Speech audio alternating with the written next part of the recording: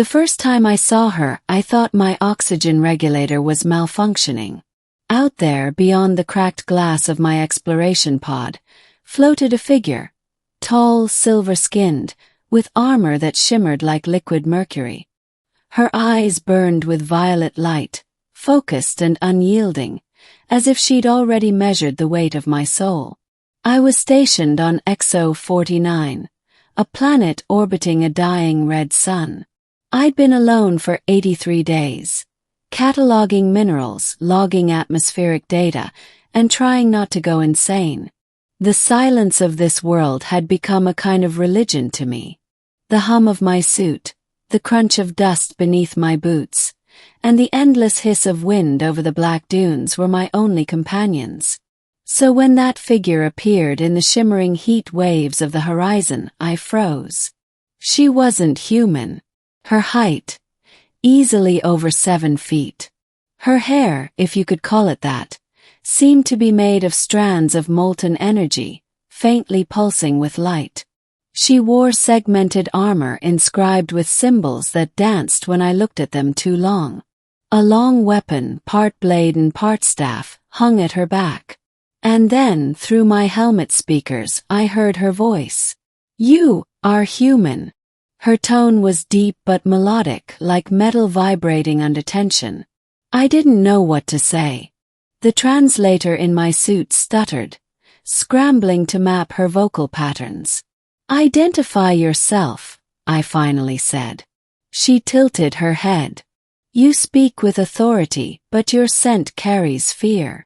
Before I could respond, she was suddenly closer, moving faster than I could register. One moment she was 30 meters away, and the next her glowing eyes filled my visor. I stumbled backward, heart pounding.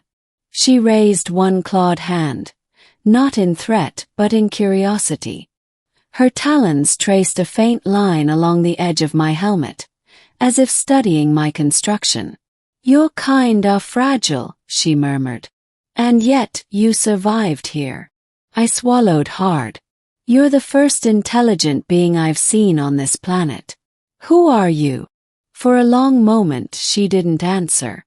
Then, with something almost like pain in her expression, she said, "I am called Tkara of the Valerii Dominion, last of the Sky Guard." And that's when the ground shook. From beyond the ridges, a storm was coming, not a natural one. The clouds pulsed with blue lightning, and the air filled with a low, mechanical rumble. Tkara turned, eyes narrowing. "They found me," she said. "Human, if you wish to live, follow me." We ran. Or rather, I tried to run while she practically glided over the terrain. The storm behind us wasn't weather. It was a swarm. Thousands of hovering machines, dark as oil, shaped like metallic wasps. They blotted out the sun as they moved, emitting a sound like grinding saws. Tkara led me into a canyon, narrow and jagged. We pressed against the walls as the swarm passed overhead, their red sensors sweeping the ground like searchlights. "Who are they?" I whispered. "The Dravkoen," she said. "The soulless ones. They destroyed my people." Her jaw tightened. "And now they hunt me for what I carry." I noticed for the first time a faint glow beneath the armor on her chest, something pulsing, rhythmic, alive. "What is that?" She hesitated. "A memory core. The last record of the Valerii consciousness. Every voice, every dream, every echo of who we were. It's here." The enormity of it hit me like a physical weight. She was carrying the essence of an entire civilization. We found refuge in an ancient ruin, massive stone arches carved into the canyon wall. Symbols similar to those on her armor glowed faintly along the interior.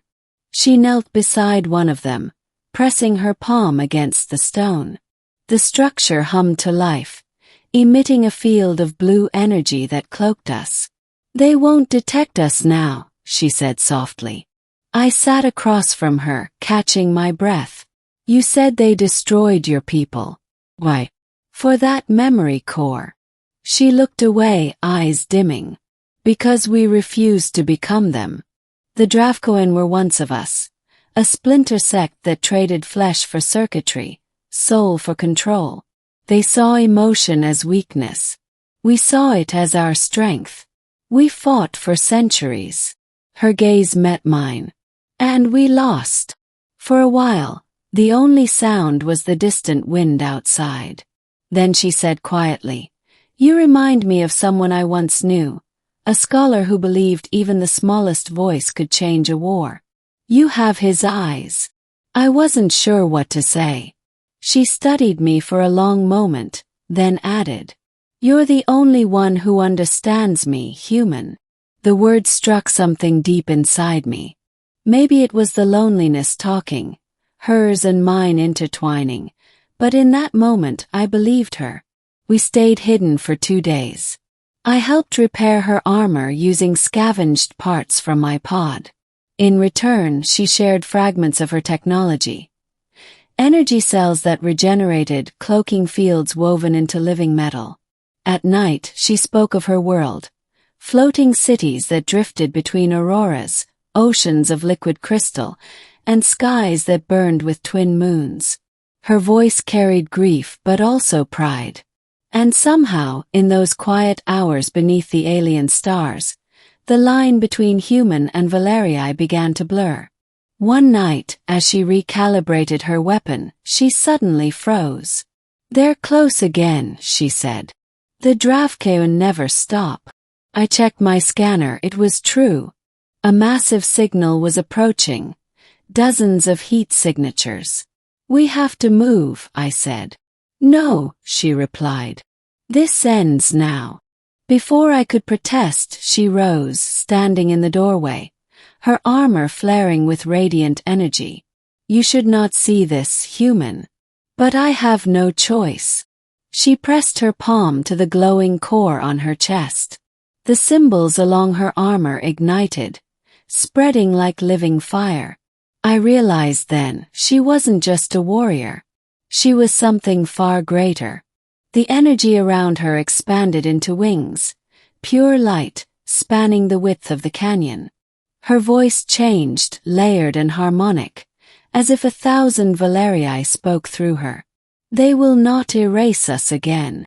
When the Dravkoin came, hovering machines firing beams of searing plasma, Tkara met them head-on.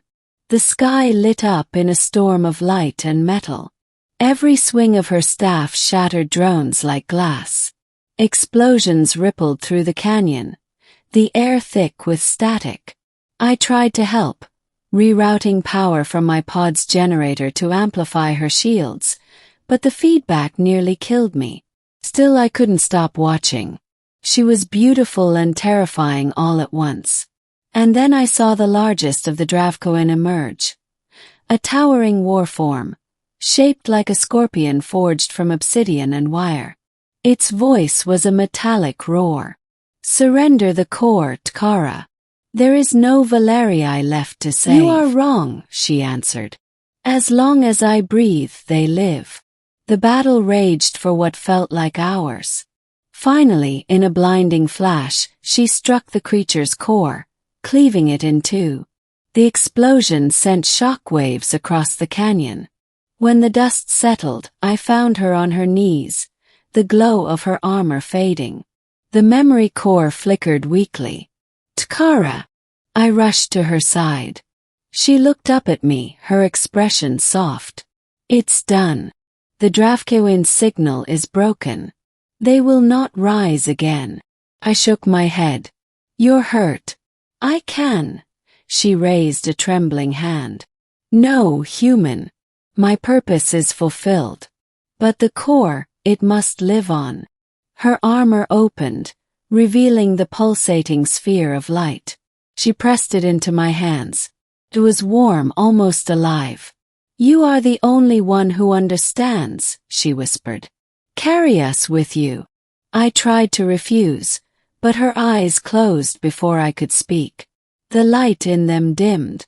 And then, with a final exhale, her body dissolved into radiant particles that drifted upward, merging with the stars.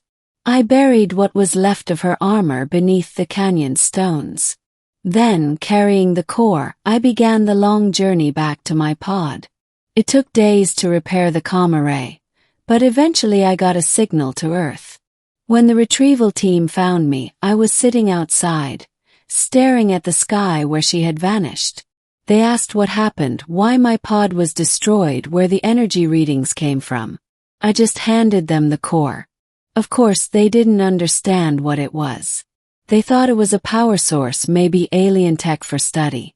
But sometimes, when the lab lights flicker late at night, I swear I can hear faint voices coming from it. A chorus of whispers, speaking in a language both alien and familiar. And sometimes among those whispers I hear hers. You're the only one who understands me, human. Years have passed since that day. The Valerii core now rests in a containment chamber deep beneath the Lunar Research Station. Scientists call it Artifact 49A. Unaware that it dreams. I know because when I visit, the air hums with recognition, and the lights pulse in rhythm with my heartbeat. I've become the official liaison, though I think of myself more as a guardian.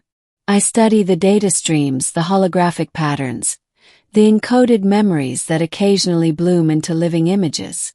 Cities rise and fall in spectral projections, warriors of light crossing skies of sapphire and gold.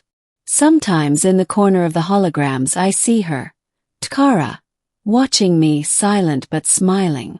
And in those moments I realize something extraordinary. The Valerii didn't just die. They evolved. The core is growing, merging with human data systems, weaving itself through our networks like a living code. She once told me emotion was their greatest strength. Now I see what she meant. The Valerii didn't perish. They found a way to live through connection, through empathy, through the understanding between one human and one warrior who refused to let her people be forgotten. Soon Earth will learn of them. Maybe they'll fear it, as humans often do. But I won't.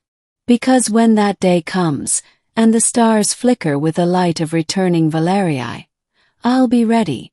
And I know, somewhere in that endless constellation of voices, she'll speak again. You're the only one who understands me, human. And I'll answer across the gulf of time and space. I always did. Years have passed since that day.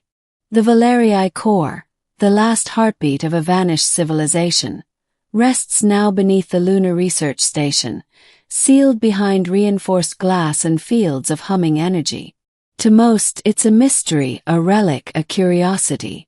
But to me, it's alive. I visit every week. The technicians think I'm just running diagnostics, but really, I'm listening. The hum it gives off isn't random, there's rhythm in it like breathing. And sometimes when I'm alone it speaks. Not in words exactly, but in patterns. Waves of light that form shapes, echoes of faces, fragments of cities that once touched the sky. And sometimes I see her. Tura. Her image appears faintly within the light, like a memory trying to remember itself. Her eyes still glow that same fierce violet. She doesn't speak, not out loud, but I feel her thoughts, warm, proud, curious, watching me. The scientists keep trying to unlock the core, to study it, to extract data. But it doesn't respond to them. Only to me. One night I stayed longer than usual. The station lights had dimmed, leaving the core glowing softly in the dark. I placed my hand against the glass. The hum deepened, resonating with my pulse. And then in my mind I heard her voice, clear, steady, alive. Human. Do you still remember the sky we shared? Froze, breath-catching. Yes, I whispered. I remember. Then the Valerii live still. Through memory. Through you. The lights flared, swirling into a storm of color. I saw flashes. Valerii children laughing beneath crystal towers, the sky guard soaring through silver clouds, oceans gleaming with refracted light. Their whole civilization, reborn as memory inside this sphere. I realized then what she had truly done. The memory core wasn't just data, it was evolution.